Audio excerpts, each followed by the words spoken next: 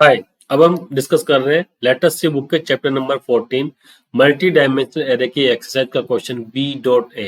इस क्वेश्चन में हमें बोला गया point out the error if any in the following programme.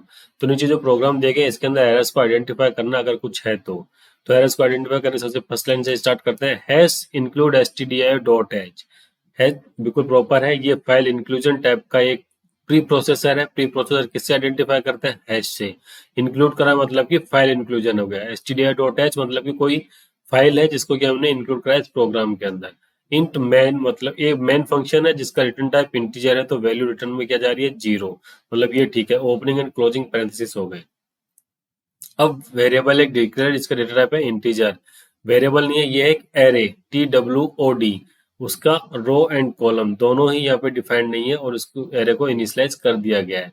वो प्रिंट के अंदर टोड की वैल्यू 4 है, लेकिन एरे के डिक्लेरेशन के साथ में अगर इनिशियलाइज करना है तो बाय डिफॉल्ट तो उसका रो नंबर कॉलम नंबर में डिफाइन करने चाहिए। लेकिन अगर आप रो डिफाइन नहीं भी करते हो तो कॉलम को डिफाइन करना कंपलसरी है। तो इसके अंदर जो सेकंड कैपिटल ब्रैकेट है इसके अंदर आइटम होना चाहिए था कि 2, क्योंकि यहाँ पे 2 रो एंड 2 कॉलम आवाज में दिख रही है, तो कॉलम के नंबर कितने हैं? 2। अगर यहाँ पे 2 होता तो इसका आउटपुट प्रोग्राम को आ जाता, लेकिन यहाँ पे 2 नहीं है तो इस प्रोग्राम के अंदर एरर है। एरर क्या है कि array column should be constant. Array को जब 2D एरे को डिफाइन करते हैं तो उसके रो नंबर को हम स्किप कर सकते हैं, वो ऑप्शनल होता है। जब हम उसको इनिशियलाइज करते हैं during with the at the time of declaration we initialize, then column number should be defined in 2D array और 3D एरे। कोई भी एरे है उसके अंदर कॉलम नंबर हमें डिफाइंड होना कंपलसरी है, अदरवाइज एरर आएगी। क्यों जरूरी है? क्योंकि उसको पता लगता है कि जब हमने सीक्वेंस के अंदर डाल दिया है, हमें सबको पता है कि कंटिन्यूअस मेमोरी एलोकेशन एरे के अंदर होता है। एरे की प्रॉपर्टी क्या है कि जितने भी उसके आइटम्स होते हैं उनकी मेमोरी एलोकेशन कंटिन्यूअसली होती है। तो कंटिन्यूअसली मेमोरी एलोकेशन हो रही है तो 2D एरे के अंदर कौन सी रो का कौन से कॉलम की वैल्यू आ रही है वो हमें डिफाइन करता है कॉलम से। अगर कॉलम यहाँ पे 1 हो जाता तो हर एक नंबर के बाद में नई रो को आइडेंटिफाई कर लेते और आप उस तरीके से उसको एक्सेस कर सकते थे नेस्टेड लूप के अंदर। लेकिन अब यहाँ पे कॉलम नंबर डिफाइंड नहीं है तो इसके कंटिन्यूअस मेमोरी लोकेशन को हम आइडेंटिफाई नहीं कर सकते कि कहाँ से स्टार्ट हुई है कहाँ खत्म होने वाली है और कौन से नंबर के अंदर हमें उसको लाइन ब्रेक देनी है। तो एरर क्या है? Error in array declaration. Declaration तो ठीक है बट इनिशियलाइजेशन जब कर रहे हैं तो उसका हमें कॉन्स्टेंट भी पता होना कंपलसरी है।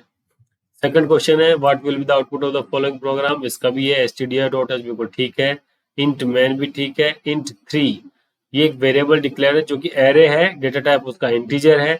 उसके अंदर फर्स्ट कैपिटल ब्रैकेट के अंदर 3 डाला हुआ है, सेकंड कैपिटल ब्रैकेट के अंदर ब्लैंक छोड़ा हुआ है। तो पहली एरर तो यहीं पर आ गई है, क्योंकि अगर रो नंबर को अगर हम ब्लैंक छोड़ देते तो भी हमारे चलता, लेकिन कॉलम नंबर डिफाइंड होना चाहिए। अगर 2D एरे को हम डिक्लेयर कर रहे हैं तो कॉलम नंबर से ही डिफाइन होता है कि उसका मेमोरी एलोकेशन जो है वो किस तरीके से किस पैटर्न को फॉलो कर रहा है। और आउटपुट के अंदर तो प्रिंट 1 एंड 1 है। अगर ये प्रॉपरली ठीक होता है ऊपर का इनिशियलाइजेशन तो 1 एंड 1 का मतलब होता है कि फर्स्ट रो सेकंड रो का सेकंड कॉलम तो आता आउटपुट में हमारे पास में 8। बट क्योंकि डिक्लेरेशन ही गलत है तो आउटपुट के अंदर क्या आएगा?